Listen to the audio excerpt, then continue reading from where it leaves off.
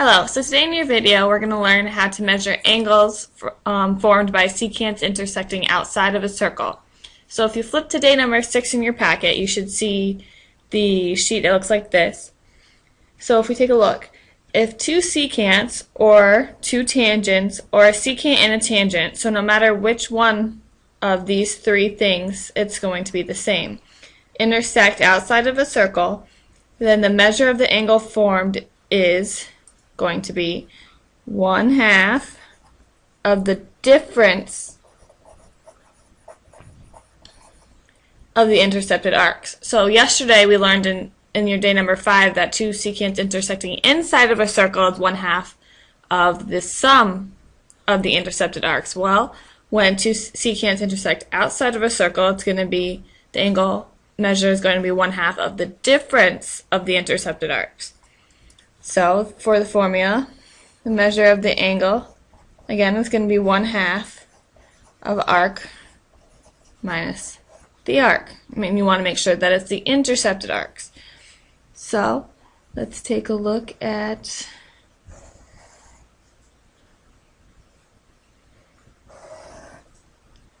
so there's these two secants. Let's say they intersect at R. I'm going to call this A, B, C, and D. So, using our theorem, the measure of angle R is going to be 1/2 the difference. So you want to be careful. You want to make sure you use the bigger arc first, otherwise you're going to end up with a negative number. So it's going to be 1/2 the difference of the measure of arc DB minus the arc of CA. So let's actually apply this to some different problems. So we're asked to find the degree measure of each arc or angle that's indicated by x. So in the first example, x is indicated by the arc. So we're trying to find the arc measure. Well, so we know the measure of this angle, which is 45 degrees, is going to be 1/2 of arc minus arc. Well, we know this arc is x. The only other arc we have is this. Again, we know that there's 360 degrees in a circle. So the measure of this arc is just going to be 360 minus x. Again, we want to be careful here. Make sure we do the bigger arc first. So the bigger arc measure is going to be x minus the quantity 360 minus x. So again, we're going to get 45 is equal to 1/2 of, we want to be careful, we want to distribute our negative through, our -1. So it's going to be negative 360 plus x, because two negatives multiplied together make a positive. So again, just clean it up a bit, we have 45 is equal to 1/2 of 2x minus 360. So now we're going to go ahead and distribute our 1/2 through. So we're going to get 45 is equal to 1/2 of 2x is going to be x. 1/2 of 360, we're going to get 180. Trying to get x by itself, so we're going to add 180 to both sides. And we're going to end up with x being 225 degrees.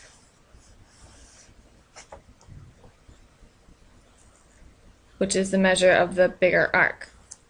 So if we move ahead to this other example, here we're asked to find the measure of the smaller arc. So again, we're going to use our formula. So we have that the 25 degrees is equal to 1/2 of the bigger arc, which is 150, minus the smaller intercepted arc, which in this case is x. So we're going to have 25 is equal to, we're going to distribute our 1/2 through. 1/2 of 150 is 75. 1/2 of negative x is just negative 1/2 x. Get x alone. We're going to end up with 1/2 x is going to be equal to 50 degrees. Multiply both sides by 2. We're going to get x to be 100 degrees. Okay, so I'm going to go through one more example with you so that way you can see all three cases. And you see in this case we have two tangents and we're using the same formula. We have an angle formed by a tangent and a secant here. We use the same formula. Here, we have an angle formed by two secants. We're going to use the same formula. So, we're going to have angle of x, which is what we're finding here. We're going to have x is equal to 1/2, again, the difference of the intersected arcs. So it's going to be 1/2 of 120, the angle intercepts that arc, minus 30 degrees. So we're going to get x is equal to 1/2 of 120 minus 30, which is 90 degrees. So we have x is equal to 45 degrees.